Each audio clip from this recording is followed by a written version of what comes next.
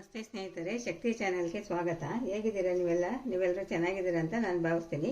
ಇವತ್ತು ನಾನು ಮಾಡಿ ತೋರಿಸ್ತಿರೋದು ರೆಸಿಪಿ ಒಂದು ಈವ್ನಿಂಗ್ ಸ್ನ್ಯಾಕ್ಸು. ಟೀ ಕಾಫಿ ಜೊತೆಗೆ ತುಂಬಾ ಚೆನ್ನಾಗಿರುತ್ತೆ. ಅದೇನು ಅಂತಂದರೆ ಉಳಿದಿರೋ ಅನ್ನದಲ್ಲಿ ಕಟ್ಲೆಟ್ ಮಾಡೋದನ್ನ ತೋರಿಸ್ತೀನಿ. ಇದು ಸಾಯಂಕಾಲ ಟೀ ಕಾಫಿ ಜೊತೆಗೆ ತುಂಬಾ ಚೆನ್ನಾಗಿರುತ್ತೆ.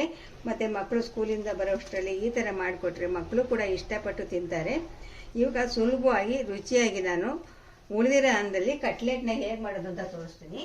ಹೊಸದಾಗಿ ಯಾರು ನನ್ನ ಚಾನಲ್ನ ನೋಡ್ತಿದ್ದೀರಾ ಪ್ಲೀಸ್ ಸಬ್ಸ್ಕ್ರೈಬ್ ಮಾಡ್ಕೊಂಡು ನೋಡ್ರಿ. ನೀವು ಸಬ್ಸ್ಕ್ರೈಬ್ ಮಾಡ್ಕೊಂಡು ನೋಡೋದ್ರಿಂದ ನಾನು ಹಾಕೋ ವಿಡಿಯೋನ ಮಿಸ್ ಮಾಡ್ದೇ ನೋಡ್ಬೋದು. ಇವಾಗ ನೋಡ್ರಿ, ಒಂದು ಕಟ್ ಮಾಡಿ ತೋರಿಸ್ತೀನಿ. ಎಷ್ಟು ಕ್ರಿಸ್ಪಿಯಾಗಿರುತ್ತೆ, ತುಂಬಾ ಕ್ರಿಸ್ಪಿಯಾಗಿರುತ್ತೆ, ತುಂಬಾ ಚೆನ್ನಾಗೂ ಕೂಡ ಇರುತ್ತೆ. ನೋಡಿ, ಒಳಗಡೆ ಕೂಡ ಸಾಫ್ಟಾಗಿ ತುಂಬ ಖಾರವಾಗಿ ಹುಳಿಯಾಗಿ ತುಂಬ ಚೆನ್ನಾಗಿರುತ್ತೆ ಸ್ನೇಹಿತರೆ. ಖಂಡಿತ ನಿಮ್ಮನೇಲಿ ನೀವು ಒಂದ್ಸರಿ ಮಾಡಿ ನೋಡಿ ನಿಮ್ಮ ಅನಿಸಿಕೆ ಅಭಿಪ್ರಾಯಗಳನ್ನ ಕಾಮೆಂಟ್ನಲ್ಲಿ ತಿಳಿಸ್ರಿ. ಇವಾಗ ನಾನು ಉಳಿದಿರೋ ಅನ್ನದಲ್ಲಿ ಕಟ್ಲೆಟ್ನ ಹೇಗೆ ಮಾಡೋದು ಅಂತ ನಾನು ತೋರಿಸ್ಕೊಡ್ತೀನಿ. ಉಳಿದ ಅನ್ನದಿಂದ ಕಟ್ಲೆಟ್ ಮಾಡೋಕ್ಕೆ ಏನೇನು ಪದಾರ್ಥ ಬೇಕಂತ ಇವಾಗ ಹೇಳ್ತೀನಿ ನೋಡಿ. ಇದರಲ್ಲಿ ನಾನು ಒಂದು ಬಟ್ಲು ಅನ್ನ ಉಳಿದಿರೋ ಅನ್ನ ಆದರೂ ಆಗ್ಬೋದು, ಇಲ್ಲ ಅಂದರೆ ಬಿಸಿ ಅನ್ನ ಕೂಡ ತಗೋಬೋದು. ನಾನೀಗ ಉಳಿದಿರೋ ಅನ್ನದಲ್ಲಿ 1/4 ಬಟ್ಲು ಉಳಿದಿರೋ ಅನ್ನ ತಗೊಂಡಿದ್ದೀನಿ. ಇದು ಒಂದು ದಪ್ಪದ ಆಲೂಗೆಡ್ಡೆನ ಬೇಯಿಸಿಬಿಟ್ಟು ತುರಿದಿಟ್ಟಿದ್ದೀನಿ, ಸಿಪ್ಪೆ ತೆಗೆದುಬಿಟ್ಟು ಈ ಥರ ತುರಿದಿಟ್ಟಿದ್ದೀನಿ. ಒಂದು ಕ್ಯಾರೆಟು, ಸ್ವಲ್ಪ ಬಟಾಣಿ, ಒಂದು ಅರ್ಧ ಕ್ಯಾಪ್ಸಿಕಮ್ಮು, ಈರುಳ್ಳಿ, ಕೊತ್ತಂಬರಿ ಸೊಪ್ಪು ಮತ್ತು ಹಸಿರು ಮೆಣಸಿನ್ಕಾಯಿ, ಕಾರ್ನ್ ಫ್ಲೋರು, ಕಡಲೆ ಹಿಟ್ಟು, ಉಪ್ಪು, ಶುಂಠಿ ಬೆಳ್ಳುಳ್ಳಿ ಪೇಸ್ಟು, ನಿಂಬೆ ರಸ, ಖಾರದ ಪುಡಿ, ಧನಿಯಾ ಪುಡಿ, ಗರಂ ಮಸಾಲ, ಜೀರಿಗೆ ಪುಡಿ, ಚಾಟ್ ಮಸಾಲ, ಅರಿಶಿಣದ ಪುಡಿ ಇಷ್ಟನ್ನು ಹಾಕ್ಬಿಟ್ಟು ಈಗ ನಾನು ಉಳಿದಿರೋ ಅನ್ನದಲ್ಲಿ ಕಟ್ಲೆಟ್ ಮಾಡೋದು ಹೇಗೆ ಅಂತ ನಾನು ತೋರಿಸ್ಕೊಡ್ತೀನಿ. ಇವಾಗ ನೋಡಿ, ಉಳಿದಿರೋ ಅನ್ನ ತೊಗೊಂಡಿದ್ದೀನಿ. ಇದನ್ನು ಸ್ವಲ್ಪ ಮ್ಯಾಶ್ ಮಾಡ್ಕೋಬೇಕು.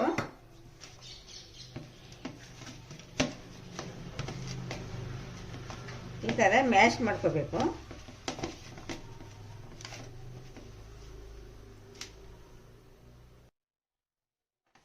ನೋಡಿ, ಈ ಥರ ಮ್ಯಾಶ್ ಮಾಡ್ಕೊಂಡಿದ್ದೀನಿ.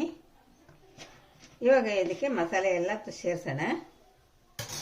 ಮೊದಲಿಗೆ ನಾನು ತುರಿದಿಟ್ಕೊಂಡಿದ್ದೀನಲ್ಲ ಆಲೂಗೆಡ್ಡೆ, ಒಂದು ದಪ್ಪ ಆಲೂಗೆಡ್ಡೆನ ತುರಿದಿಟ್ಕೊಂಡಿದ್ದೀನಿ, ಬೇಯಿಸಿಬಿಟ್ಟು ತುರಿದಿಟ್ಕೋಬೇಕು. ಕ್ಯಾರೆಟ್,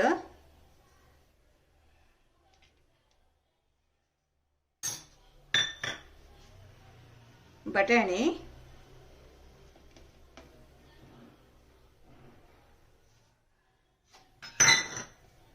ದಪ್ಪ ಮೆಣಸಿನ್ಕಾಯಿ,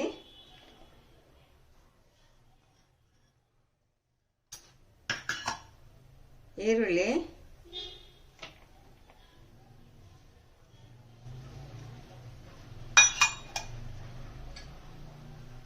ಹಸಿಮೆಣಸಿನ್ಕಾಯಿ, ಒಂದು 3 ಸ್ಪೂನು ಕಾರ್ನ್ ಫ್ಲೋರ್ ಹಾಕ್ತೀನಿ.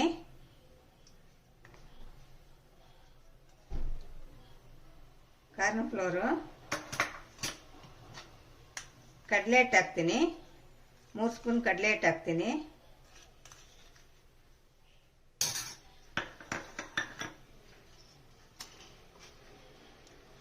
ಉಪ್ಪು, ರುಚಿಗೆ ತಕ್ಕಷ್ಟು ಉಪ್ಪು,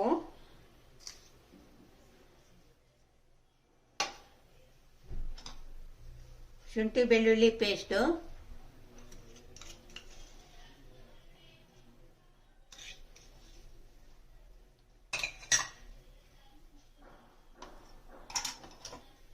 ಖಾರದ ಪುಡಿ, ಧನಿಯಾ ಪುಡಿ, ಗರಂ ಮಸಾಲ, ಜೀರಿಗೆ ಪುಡಿ, ಚಾಟ್ ಮಸಾಲ, ಅರಿಶಿಣದ ಪುಡಿ,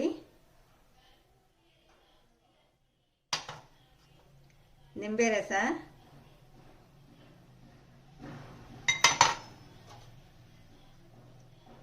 ಕೊತ್ತಂಬರಿ ಸೊಪ್ಪು.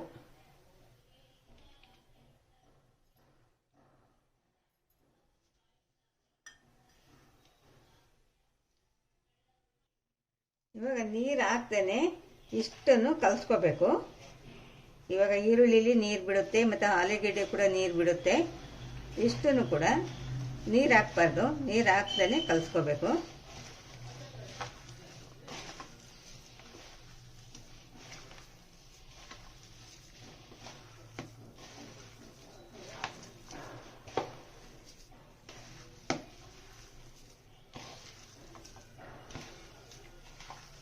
ಚೆನ್ನಾಗಿ ಈ ಥರ ನೋಡಿ ಹೊಂದ್ಕೋಬೇಕು.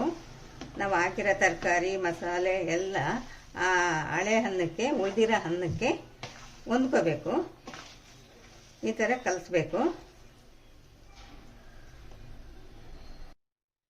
ನೋಡಿ. ಇಷ್ಟು ಇವಾಗ ಕೈಗೆ ಸ್ವಲ್ಪ ಎಣ್ಣೆ ಹಾಕೊಳ್ಳೋಣ. ಎಣ್ಣೆ ಹಾಕ್ಕೊಂಡು ಚೆನ್ನಾಗಿ ಕಲಿಸ್ಬೇಕು ಇವಾಗ. ಆವಾಗ ಕೈ ಗಂಟಲ್ಲ.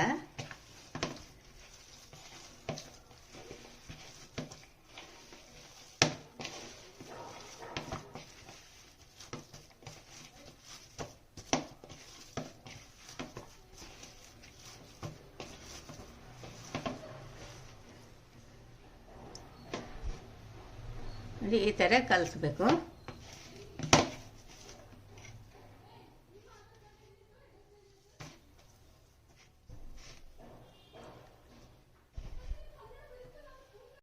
ಇವಾಗ ನೋಡ್ರಿ ಕೈಗೆ ಎಣ್ಣೆ ಮಾಡ್ಕೋಬೇಕು.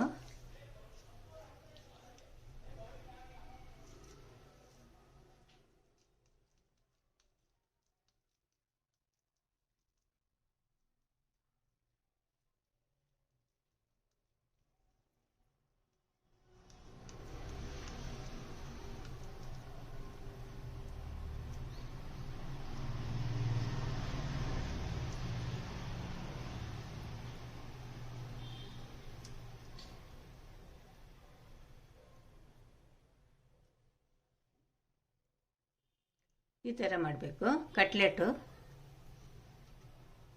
ಇನ್ನೊಂದು ಮಾಡಿ ತೋರಿಸ್ತೀನಿ.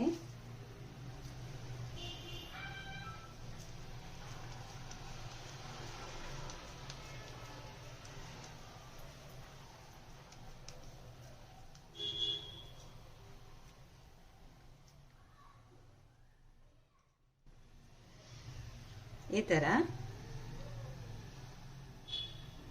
ಎಲ್ಲದನ್ನು ಈ ಥರ ಮಾಡಿಡ್ತೀನಿ.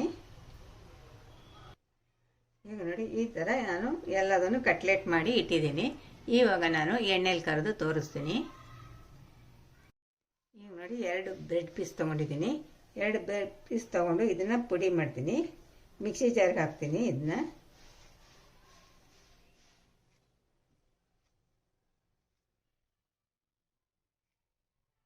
ಮಿಕ್ಸಿ ಜಾರ್ಗೆ ಹಾಕಿ ಪುಡಿ ಮಾಡ್ತೀನಿ.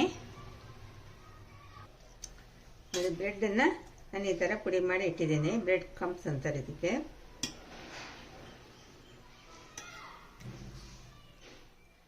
ಇದು ಕಾರ್ನ್ ಫ್ಲೋರ್ ಅಂದರೆ ಜೋಳದ ಹಿಟ್ಟು, ಮೆಕ್ಕೆಜೋಳದ ಹಿಟ್ಟು. ಅದು ಇದನ್ನು ನೀರು ಹಾಕಿ ನಾನು ಕಲಿಸ್ತೀನಿ. ನೀರು ಥರ ಕಲಸಿ ಇಡಬೇಕು.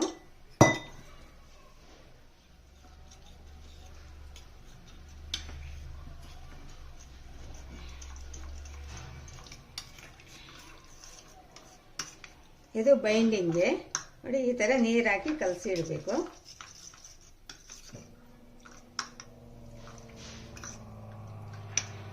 ಕಟ್ಲೆಟ್ಗೆ ಬೈಂಡಿಂಗ್ ಇದು ಕಾರ್ನ್ ಫ್ಲೋರ್ ಇದು.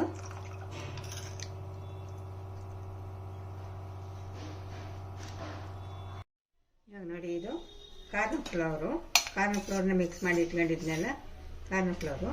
ಇವಾಗ ಇದನ್ನು ಇದರಲ್ಲಿ ಹತ್ತೀನಿ.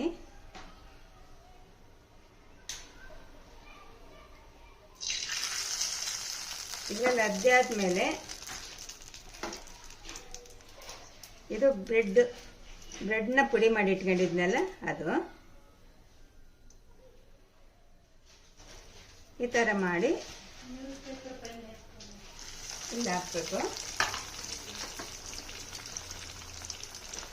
ಈ ಥರ ಕಾರ್ನ್ ಫ್ಲೋರ್ ಹಿಟ್ಟಲ್ಲಿ ಅದ್ದಬೇಕು. ಅದ್ಬಿಟ್ಟು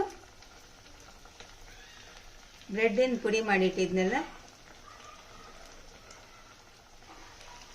ಹಾಕಬೇಕು.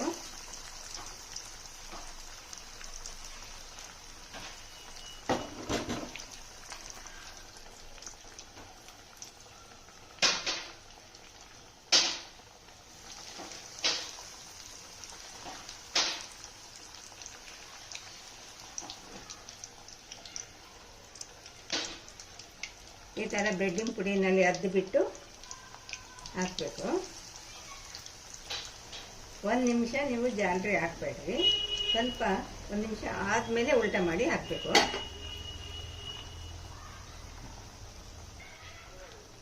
ಈಗ ಉಲ್ಟ ಮಾಡಿ ಹಾಕ್ತೀನಿ.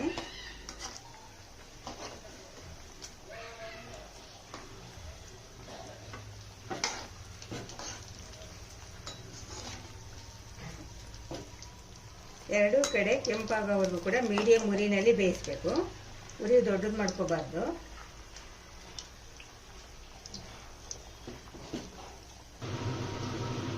ನೋಡಿ, ಇವಾಗ ಎರಡೂ ಕಡೆ ಈ ಥರ ಕೆಂಪಾಗೋವರೆಗೂ ಬೇಯಿಸಬೇಕು. ಮೀಡಿಯಂ ಉರಿನಲ್ಲಿ ಕೆಂಪಾಗೋವರೆಗೂ ಬೇಯಿಸಬೇಕು. ನೋಡಿದ್ರಲ್ವ, ಇವಾಗ ರೆಡಿ ಆಯಿತು.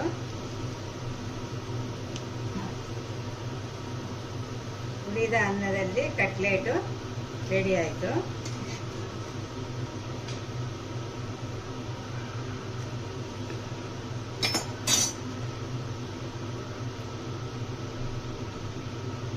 ರೆಡಿ ಆಯಿತು ಕಟ್ಲೆಟು. ಇವಾಗ ನೋಡ್ರಿ, ಒಂದು ಕಟ್ ಮಾಡಿ ತೋರಿಸ್ತೀನಿ. ಎಷ್ಟು ಕ್ರಿಸ್ಪಿಯಾಗಿರುತ್ತೆ, ತುಂಬಾ ಕ್ರಿಸ್ಪಿಯಾಗಿರುತ್ತೆ, ತುಂಬಾ ಚೆನ್ನಾಗೂ ಕೂಡ ಇರುತ್ತೆ. ನೋಡಿ, ಒಳಗಡೆ ಕೂಡ ಸಾಫ್ಟಾಗಿ ತುಂಬ ಖಾರವಾಗಿ ಹುಳಿ ಹುಳಿಯಾಗಿ ತುಂಬ ಚೆನ್ನಾಗಿರುತ್ತೆ ಸ್ನೇಹಿತರೆ. ಖಂಡಿತ ನಿಮ್ಮ ಮನೆಯಲ್ಲಿ ನೀವು ಒಂದ್ಸರಿ ಮಾಡಿ ನೋಡಿ ನಿಮ್ಮ ಅನಿಸಿಕೆ ಅಭಿಪ್ರಾಯಗಳನ್ನ ಕಾಮೆಂಟ್ನಲ್ಲಿ ತಿಳಿಸ್ರಿ. ಈ ವಿಡಿಯೋ ನಿಮಗೆ ಇಷ್ಟ ಆದರೆ ಒಂದು ಲೈಕ್ ಕೊಡಿ, ಶೇರ್ ಮಾಡಿ, ಪ್ಲೀಸ್ ನನ್ನ ಚಾನಲ್ಗೆ ಸಬ್ಸ್ಕ್ರೈಬ್ ಮಾಡಿರಿ.